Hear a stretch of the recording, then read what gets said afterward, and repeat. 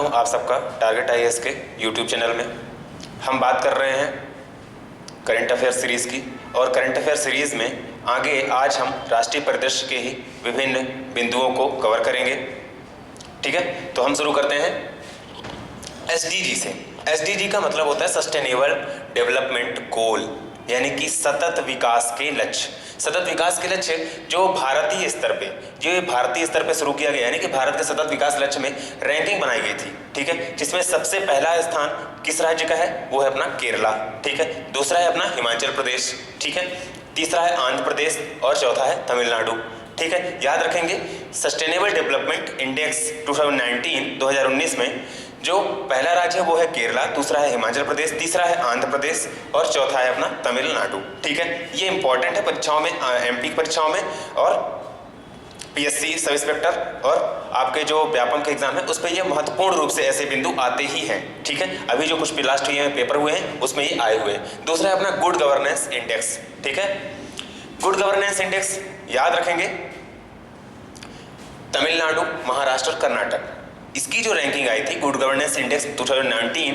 ठीक है, इसमें जो रैंकिंग पहली है वो किसकी है? तमिलनाडु की, दूसरा है महाराष्ट्र और कर्नाटक। गुड गवर्नेंस से कुछ याद आ रहा होगा आपको। एक्चुअली गुड गवर्नेंस जो दिन होता है वो मनाया जाता है वो अपने पूर्व जो लेट प्रधानमंत्री हैं अटल बिहारी वाजपेयी। ठीक है, तो उनके याद में मनाया जाता है, वो भी 25 दिसंबर को। ठीक है, तो गुड गवर्नेंस डे भी मनाते हैं। ठीक है, तीसरा है अपना डिजिटल स्टेटस ऑफ इंडिया। ठीक है, इस पे ये याद रखेंगे, सबसे इंपॉर्टेंट है ये भी। कुछ परीक्षाओं में लास्ट के एक आध जगह पेपर में भी मैंने देखा था। डिजिटल स्टेटस ऑफ इंडिया में याद रखेंगे पहला स्थान जो है वो राज्य का है वो छत्तीसगढ़। ठीक है, आप कंफ्यूज हो सकते हैं कि आंध्र प्रदेश या फिर आप तेलंगाना वगैरह लगाएं, लेकिन इसके लिए ध्यान रखेंगे कि डिजिटल स्टेट्स ऑफ इंडिया में पहला स्थान है छत्तीसगढ़ का, दूसरा है महाराष्ट्र, तीसरा है हरियाणा, चौथा आंध्र प्रदेश और पांचवा है अपना मध्य प्रदेश। ठीक है, एनडीआरएफ एकेडमी अभी इंपॉर्टेंट है क्योंकि ये चर्चा में भी रही है। एनडीआरएफ एकेडमी अपनी है नागपुर में। ठीक है, एनडीआरएफ का मतलब होता है नेशनल डिजास्टर रिस्पांस फोर्स। ठीक है, पांचवा है अपना भारत के सबसे बड़े तेल आपूर्तिकर्ता, यानी कि कच्चा तेल जिसको अपन बोलते हैं क्रूड ऑयल। ठीक है, क्रूड ऑयल जो आता है बैरल में। ठीक है, एक बैरल में कितने लीटर होते हैं आप कमेंट सेक्शन में बताइए।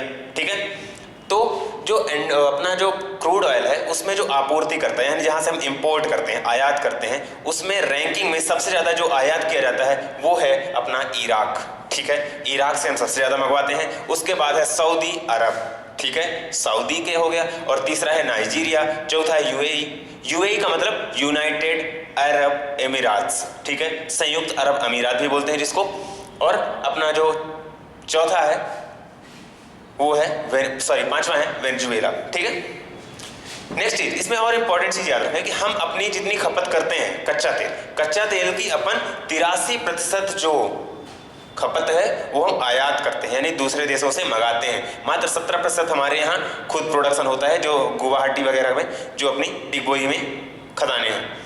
ठीक है, आयात करते हैं। और दूसरी चीज इसमें एक और याद रखें कि भारत पूरे विश्व में तीसरा सबसे बड़ा ऊर्जा का खपत करता है। ठीक है, ऊर्जा का जो खपत करता है भारत सबसे बड़ा है, वो भी विश्व में तीसरे नंबर पे।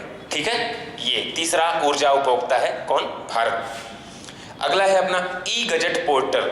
ई गजट का मतलब ये होता है जैसे गजट में प्रकाशन होता है ना, गजट में कि कोई भी चीज के लिए, जैसे मान लीजिए विधानसभा के द्वारा, यदि राज्य स्तर पे विधानसभा के द्वारा कोई प्रकाशन किया जाता है, कोई भी अध्यादेश लेके आना है तो वो गजट में प्रकाशित होता है। ठीक है, तो गजट में प्रकाशित होता है तो ई गजट है, यानी कि इलेक्ट्रॉनिक गजट की शुरुआत की गई है भारत में। पहला राज्य है उड़ीसा। ठीक है, क्लियर। उड़ीसा से याद आया तो ये भितरकनिका जो अभयारण्य है, ठीक है, इसको भी याद रखेंगे, ये उड़ीसा में ही है। अभी कुछ दिन पहले ये चर्चा में भी रहा है। ठीक है, अगला है अपना मानव अंतरिक्ष उड़ान केंद्र। अब अंतरिक्ष से ज्यादा से चीजें आती हैं तो आपको याद रहता है बेंगलुरु। ठीक है, तो मानव अंतरिक्ष उड़ान केंद्र जो है स्थापित किया गया है अभी वर्तमान में, वो है कर्नाटका में। ठीक है, इसके बाद है रायसीना डायलॉग। ठीक है, अब रायसीना डायलॉग एक्चुअली इसमें जो महत्वपूर्ण बिंदु ये है कि रायसीना डायलॉग क्या है और ये कब से हो रहा है। रायसीना डायलॉग एक्चुअली हो रहा है, जो स्टार्ट हो रहा है वो 2016 से।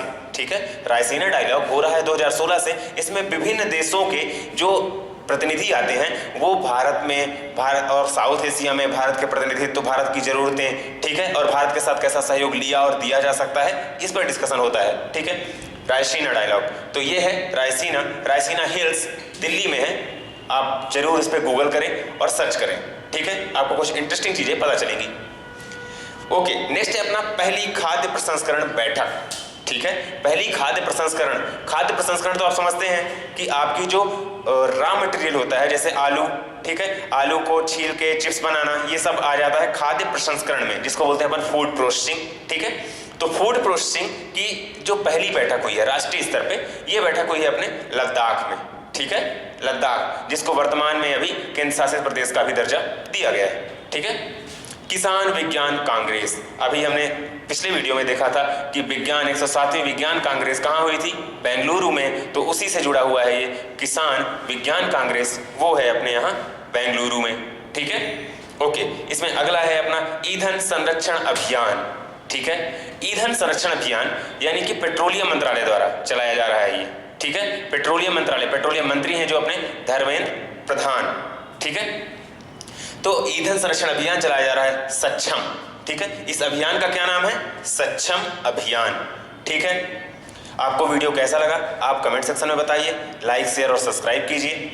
ठीक है, आप सभी का वीडियो देखने के लिए धन्यवाद। हम अगली सीरीज में अपने अवार्ड्स, जो राष्ट्रीय स्तर पे और अंतर्राष्ट्रीय स्तर पे विभिन्न प्रकार के अवार्ड और पुरस्कार लोगों को, भारतीयों को और अंतर्राष्ट्रीय स्तर पर विदेशी नागरिकों को जो दिए गए हैं, उसके बारे में चर्चा करेंगे। धन्यवाद।